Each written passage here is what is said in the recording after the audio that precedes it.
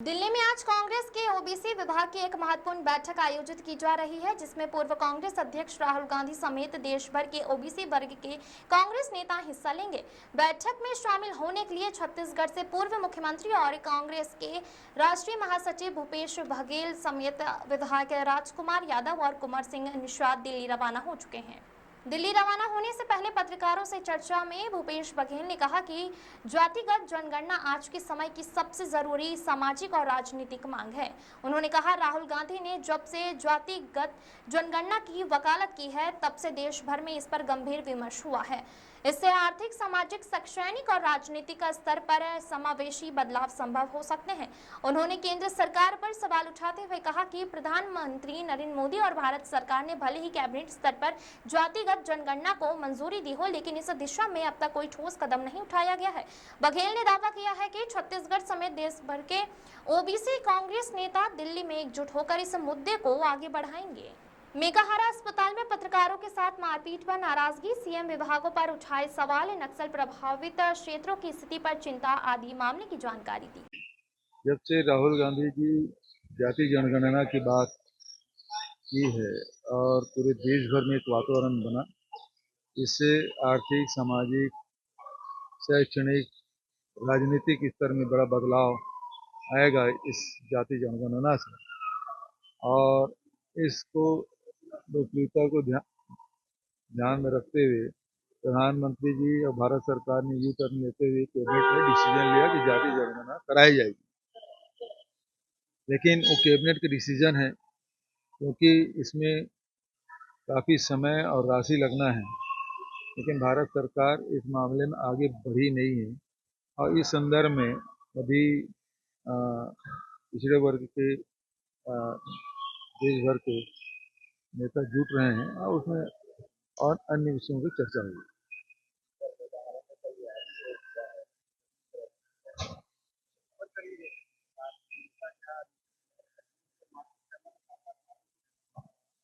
विष्णु देव राय के सुशासन में पत्रकार सुरक्षित नहीं है।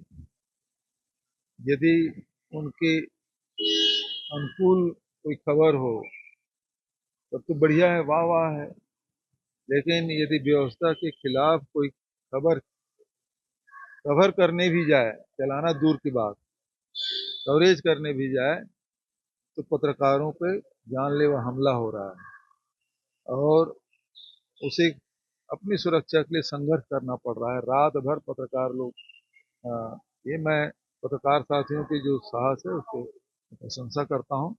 लेकिन जो सरकार निरंकुश हो गई है, जिनको लोकतंत्र में विश्वास नहीं है और प्रजातंत्र के चौथे स्तंभ पर जिस प्रकार से हमले किए जा रहे हैं, उसकी मैं निंदा करता हूँ। और विष्णुदेव से यही कहूँगा कि आगे इस प्रकार से पत्रकारों के साथ दुर्व्यवहार न हो, इस बात का ध्यान रखें।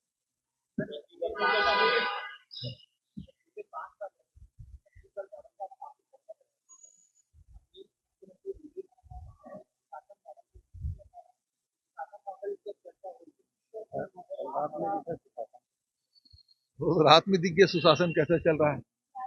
उधर प्रधानमंत्री कुछ और दिखा रहे हैं और यहाँ कुछ और। जबकि दंतेवाड़ा जिले में नक्सल पहले ही भी बहुत कम हो गया था और करीब करीब खत्म की स्थिति थी।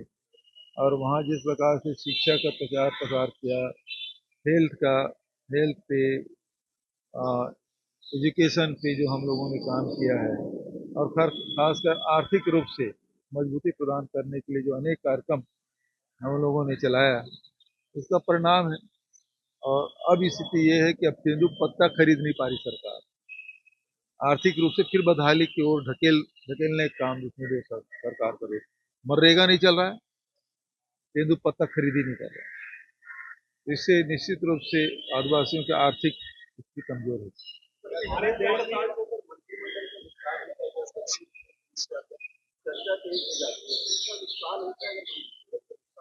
देखिए, जितना कम मंत्री रहेगा, सारे विभाग मुख्यमंत्री के पास आएंगे और मुख्यमंत्री के विभाग को कौन चला रहा है ये खोजने की आवश्यकता है। ये आखिर आज चाहे वो माइनिंग की बात हो, चाहे ट्रांसपोर्ट की बात हो, चाहे आबकारी की बात हो, चाहे शिक्षा विभाग की बात हो, सारे विभाग मुख्यमंत्री के पास हैं और इसमें कौन लोग काम कर रहे हैं ये खोजने का विषय है। मैं आपको क्लू दे रहा हूँ, तो खोजिए इसमें कि इन विभागों को कौन चला रहा है, ये देखने की बात है।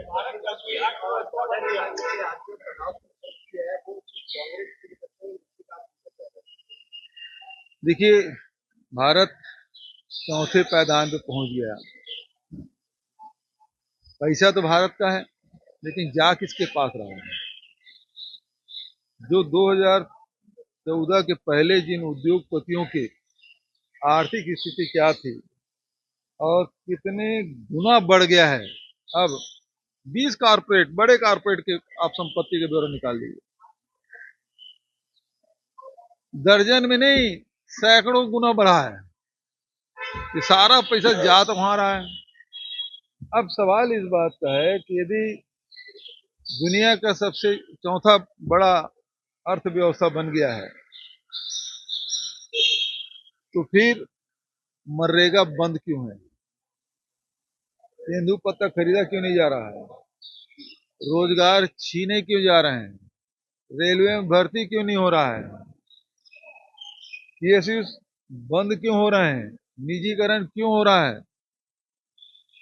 अभी स्थिति ये है, जितने पीएसयू हैं और ये बड़े कारपोरेट है, दोनों संपत्ति कर लेंगे तो 16-17 लाख करोड़ होता है, और ये लोग दे रहे हैं 3 लाख, और यहाँ मिल रहा है गवर्नमेंट की जो पीएसयू है उसमें 17 लाख।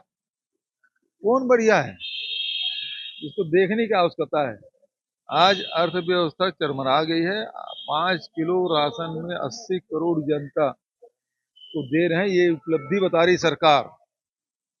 तो ऐसे अर्थव्यवस्था जिसे आम जनता को कोई लाभ नहीं मिल पा रहा है, और आपके चीन से जापान से बढ़ गई, जापान बहुत छोटा देश है, आपकी तुलना चीन से होना चाहिए।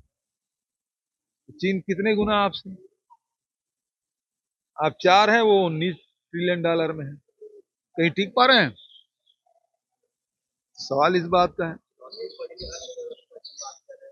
तो वही तो मैं कह रहा हूं कि लोगों की आर्थिक स्थिति क्या है। यदि पर कैपिटा इनकम यदि हिंदुस्तान के लोगों को देखें और चीन के लोगों को देखें या अमेरिका के लोगों को देखें, कई गुना अंतर है।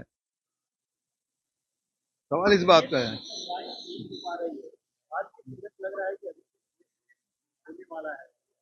किसी सोसाइटी में डीएपी नहीं है, निजी क्षेत्रों में भी डीएपी विक्रय नहीं हो रहा है, और सरकार रूस और यूक्रेन की लड़ाई का जिक्र कर रहे हैं। तब लड़ाइयां पहले भी हो रही थी, आ रहा था, सरकार इस मामले में कुछ पहल नहीं की। सरकार कुल मिला के किसान विरोधी है, और उत्पादन कैसे घटे वो सारा षड्यंत्र कर रहा है। ठीक है, थैंक यू।